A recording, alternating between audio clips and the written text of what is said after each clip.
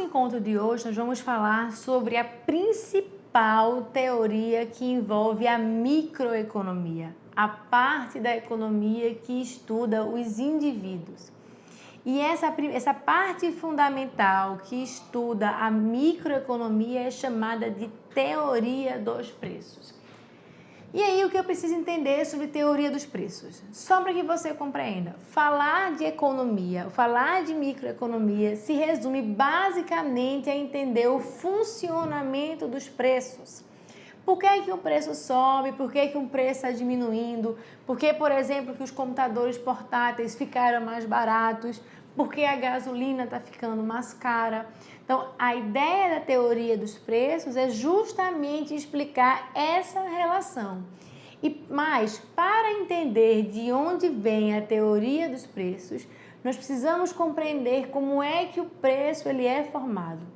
E o preço é formado com a interação de dois agentes econômicos, do agente econômico empresa e do agente econômico família. Então, para falar em como o preço ele é formado, eu preciso entender como é que as famílias se relacionam com relação ao preço. Eu preciso entender como é que as empresas se relacionam com relação ao preço. E aí, como é que as famílias se relacionam com relação ao preço? Todas as vezes que o preço de algum bem sobe por alguma razão, se o preço subir, você vai reduzir a quantidade que você consome. O preço da gasolina subiu, você vai consumir menos gasolina. O preço do refrigerante subiu, você vai consumir menos refrigerante. Então, existe uma relação inversa entre preço e quantidade para o consumidor. Toda vez que o preço sobe, a quantidade consumida diminui. Mas veja que isso só é verdade se tudo mais que afetar a vida do consumidor ficar constante, ficar paradinha. Então, nós dizemos em economia que quando o preço sobe, as pessoas vão consumir menos em uma hipótese chamada de hipótese de ceteris paribus. E o que é que diz a hipótese de ceteris paribus? Diz que tudo mais que pode afetar a vida do consumidor vai ficar congelada, vai ficar constante. Essa lei, chamada de lei da demanda, é uma lei muito importante, porque ela define uma curva chamada de curva de demanda. E aí, o que é a curva de demanda? É uma relação gráfica que mostra o que é que acontece com a quantidade consumida cada vez que o preço aumenta. E aí, essa curva ela vai ter um formato negativo, ou seja, quando o preço aumenta, a quantidade consumida ela diminui. E quando o preço diminui, a quantidade consumida aumenta. É uma relação super simples de entender, uma relação bem fácil de ser observada. E aí, o que é que eu tenho que entender? Que cada vez que o preço for alterado, vai existir um movimento ao longo da curva. A gente vai ter movimento saindo de um ponto mais alto da curva para um ponto mais baixo da curva. Mas existem variáveis que não são preço, que afetam o padrão de consumo das famílias. Essas variáveis vão fazer com que haja um deslocamento da curva de demanda. Essa curva vai se deslocar para a direita quando for no sentido de aumentar a quantidade e vai se deslocar para a esquerda quando for no sentido de redução da quantidade. Mas que fatores são esses que podem deslocar a curva de oferta? São os fatores que por alguma razão afetam o padrão de consumo de empresa. E que fatores são esses? A renda. Quando eu mudo a minha renda, eu mudo o meu padrão de consumo, por exemplo. Existirão bens em que quando a renda aumenta, o consumo aumenta. Então, a minha demanda sobe porque eu tenho mais dinheiro, independentemente do preço. Quando isso acontece, quando a renda aumenta e o consumo também aumenta, eu estou falando do caso dos bens normais.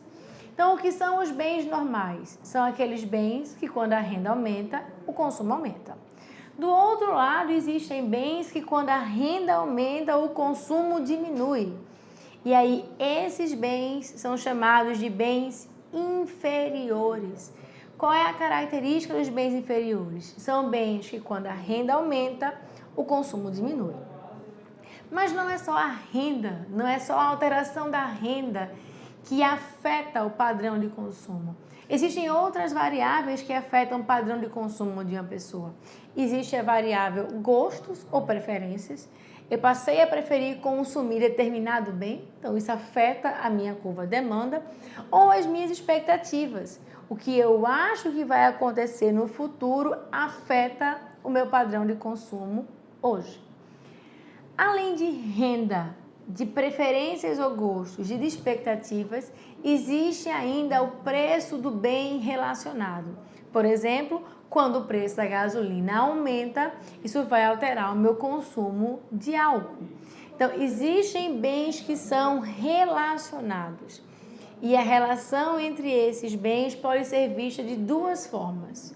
Os bens podem ser substitutos ou os bens podem ser complementares. Bens substitutos, eu vou consumir sempre o mais barato.